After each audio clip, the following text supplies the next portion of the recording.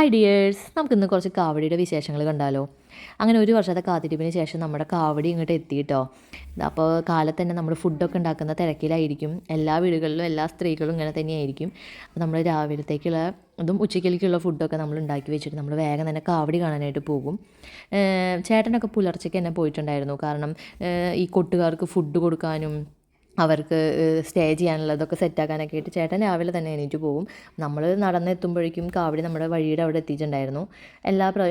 ഈ പ്രാവശ്യം ബ്ലാക്കാണ് എല്ലാവർക്കും യൂണിഫോം ഉണ്ടായിരുന്നത്. ബ്ലാക്കിൽ എല്ലാവർക്കും നല്ല രസമുണ്ടായിരുന്നു കേട്ടോ, എല്ലാവരും ഒരേപോലെ യൂണിഫോം ഇട്ടിട്ട്. അപ്പോൾ ഇതാണ് ഈ പ്രാവശ്യത്തെ സ്പെഷ്യലായിട്ട് നമ്മൾ ഇറക്കിയിട്ടുണ്ടായിരുന്നത്, ഈ താറാവ് കരടിയൊക്കെ.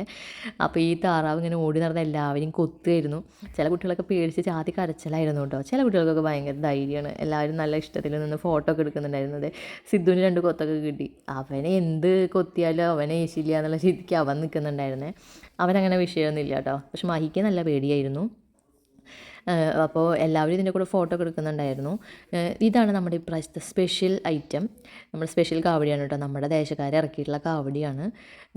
മഹിക്ക് പനിയായ കാരണം നമ്മൾ അധികം മഹീനെ റോട്ടിലേക്ക് ഇറക്കിയിട്ടുണ്ടായിരുന്നില്ല. പിന്നെ എനിക്ക് അവനെ കൊണ്ടുപോകാതെ സമാധാനം ഉണ്ടായിരുന്നില്ല. അപ്പോൾ ഞാൻ പതുക്കെ അവനെയും കൊണ്ട് ഇങ്ങനെ ഇറങ്ങി. അപ്പോൾ ഇറങ്ങിയപ്പോഴേക്കും ബാക്കിയുള്ള സൈഡിൽ നിന്ന് കാവടികളൊക്കെ വന്ന് നല്ല ബ്ലോക്ക് ആയിട്ടുണ്ടായിരുന്നു. നമുക്ക് നടന്നിട്ട് നീങ്ങുന്നുണ്ടായിരുന്നില്ല, അത്രയും തിരക്കായിരുന്നു. പക്ഷേ സ്കൂൾ തുറന്നതുകൊണ്ടാണെന്ന് തോന്നുന്നു കഴിഞ്ഞ പ്രാവശ്യത്തെ അത്ര തിരക്കുണ്ടായിരുന്നില്ല കേട്ടോ ഈ പ്രാവശ്യം. എനിക്ക് തോന്നുന്നു അവിടെ പറമ്പിലെത്തിയിട്ടും അത്ര തിരക്കൊന്നും ഉണ്ടായിരുന്നില്ല. കഴിഞ്ഞ പ്രാവശ്യത്തെ ഇതിനേക്കാളും തിരക്കായിരുന്നു. നമ്മുടെ കാവടി തന്നെയാണ് എല്ലാത്തിൻ്റെ ഇടയ്ക്ക് ഇങ്ങനെ തല ഉയർത്തിയിട്ട് നിൽക്കുന്നത്.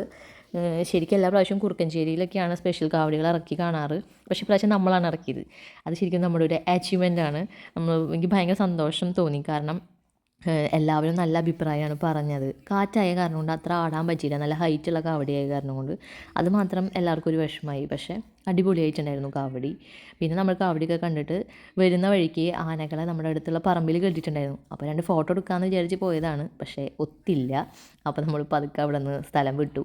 തിരിച്ചു വരുന്ന വഴിക്ക് വല്യച്ഛൻ്റെ തലയിൽ ഇരുന്നിട്ടാണ് മഹി വീട്ടിലെത്തിയത്. മഹി അടങ്ങി ഒതുങ്ങിയിരുന്നു കേട്ടോ, ഒരു പ്രശ്നം ഉണ്ടാക്കിയില്ല വീടെത്തുന്നത് വരെ. അത് കാരണം എനിക്ക് സമാധാനമായിരുന്നു.